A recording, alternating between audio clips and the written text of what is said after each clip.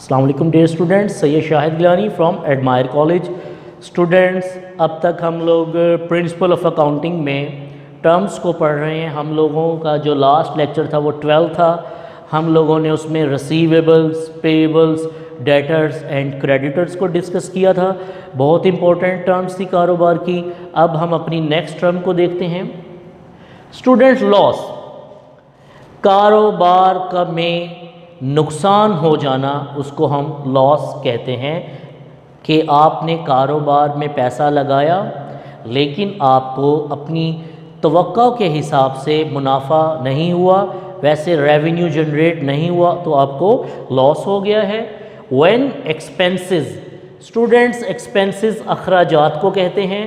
when expenses of business exceeds، بڑھ جاتے ہیں، کاروبار کے اخراجات بڑھ جاتے ہیں، then revenues، کاروبار کی آمدنیوں کی نسبت، اگر کاروبار کے اخراجات بڑھ جائیں گے اور آمدنیاں کم ہوں گی، the excess amount of expenses، وہ جو ایکسٹرا اماؤنٹ ہے ایکسپینسز کی، وہ ہمارا لاس آف بزنس کہلاتی ہے۔ اسٹوڈنٹس یاد رکھیے گا، کاروبار کے ایکسپینسز زیادہ ہوں گے بنسبت آمدنیوں کے، تو وہ جتنی ایکسٹرا اماؤنٹ ہے ایکسپینسز کی، وہ کاروبار کا نقصان کہلاتی ہے۔ This reduces the capital of business، بہت امپورٹنٹ لائن ہے اسٹوڈنٹس۔ کاروبار کا نقصان کاروبار کے سرمایے کو کم کر دیتا ہے۔ اسٹوڈنٹس یاد رکھیے گا، نفع اور نقصان کا ذمہ دار کاروبار کا مالک ہوتا ہے، تو کاروبار میں نقصان ہونے کی صورت میں تمام کا تمام نقصان کون برداشت کرتا ہے؟ کاروبار کا مالک۔ اور کاروباری زبان میں کاروبار کے مالک کو کیپٹل کے نام سے جانا جاتا ہے۔ کیپٹل، سرمایہ۔ اگر کاروبار میں نقصان ہوگا تو کاروبار کے مالک کا سرمایہ بھی کم ہو جاتا ہے۔ اب ہم ایگزامپل سے دیکھیں گے کہ نقصان کیسے ہوتا ہے۔ Example, total revenues. اسٹوڈنٹس، آپ نے اپنی جو آمدنیاں حاصل کی کاروبار میں، چاہے وہ ڈائریکٹ ہے یا انڈائریکٹ آمدنی ہے، ٹوٹل آپ کی آمدنی ہے 5 لاکھ۔ کتنی؟ 5 لاکھ روپے آپ کو آمدنی حاصل ہوئی۔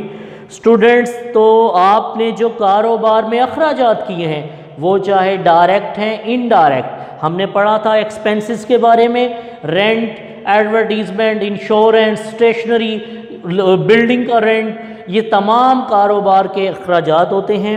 اسٹوڈنٹس، کاروبار کی آمدنیاں ہیں 5 لاکھ، کاروبار کے ایکسپینسز ہیں 5,50,000۔ صاف واضح ہو رہا ہے، ظاہر ہو رہا ہے کہ ایکسپینسز زیادہ ہیں آمدنیوں سے، تو جو ایکسیس اماؤنٹ ہے اسٹوڈنٹس وہ آپ کا نیٹ لاس کہلائے گی۔ تو اسٹوڈنٹس، اگر آمدنیاں کم ہیں اور اخراجات زیادہ ہیں تو ایکسٹرا اماؤنٹ آپ کی لاس کہلائے گی، اور لاس سارا کا سارا کون برداشت کرتا ہے؟ کاروبار کا مالک۔ اسٹوڈنٹس، اب نیکسٹ ہماری ٹرم ہے گین اور پروفٹ، منافع۔ اب اسٹوڈنٹس، ایسا تو کوئی بزنس نہیں ہے کہ جس میں ہر وقت لاس ہو یا ہر وقت منافع ہو۔ کبھی منافع بھی ہوتا ہے اور کبھی آپ کو نقصان بھی ہوتا ہے۔ when revenues of business exceeds، کاروبار کی آمدنیاں بڑھ جاتی ہیں، then expenses، کاروبار کے اخراجات کی نسبت، the excess amount of revenues، وہ جتنی ایکسیس اماؤنٹ ہے، زیادہ رقم ہے، is called profit، وہ منافع کہلاتی ہے، کاروبار کا منافع۔ ابھی ہم نے تھوڑی دیر پہلے ڈسکس کیا تھا کہ جب ایکسپینس بڑھ جائیں گے آمدنیوں سے تو لاس ہوگا، اور یہاں ہم پڑھ رہے ہیں کہ جب ریونیوز، جب آمدنیاں بڑھ جائیں گی اخراجات سے تو منافع ہوگا۔ This increases the capital of business، کاروبار کا نفع کاروبار کے مالک کے کیپٹل کو بڑھاتا ہے، سرمایے کو بڑھاتا ہے، کاروبار کی بہت زیادہ ورتھ کو بھی بڑھاتا ہے۔ کاروبار کی آمدنیاں ہیں 5,50,000۔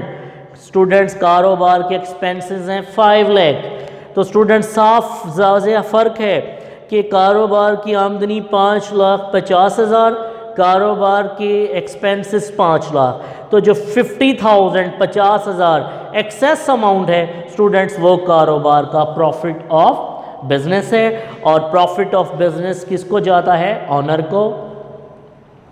اسٹوڈنٹ نیکسٹ ٹرم بہت امپورٹنٹ ہے، بیڈ ڈیٹس۔ اسٹوڈنٹس یہ ورڈز جو بچے میٹرک کے بعد آئے ہیں، کامرس میں، آئی کام میں، اکاؤنٹنگ میں، وہ فرسٹ ٹائم پڑھیں گے یہ ورڈ، کیونکہ اس سے پہلے ان لوگوں نے نہیں پڑھا، لیکن اس کے بارے میں وہ جانتے ضرور تھے، لیکن ان کو پتہ نہیں تھا کہ یہ ورڈ ہے۔ آپ نے کسی سے پیسہ لینا تھا اور اگر وہ شخص پیسہ دینے سے انکار کر دے تو اسٹوڈنٹس اسے کاروباری زبان میں بیڈ ڈیٹس کہتے ہیں۔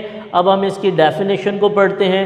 The total amount which could not be recovered from receivables due to any reason is called bad debts۔ Students دیکھیں بڑی امپورٹنٹ، وہ تمام رقم جو کاروبار سے وصول نہ ہو سکے، کاروبار میں وصول نہ ہو سکے، کس سے؟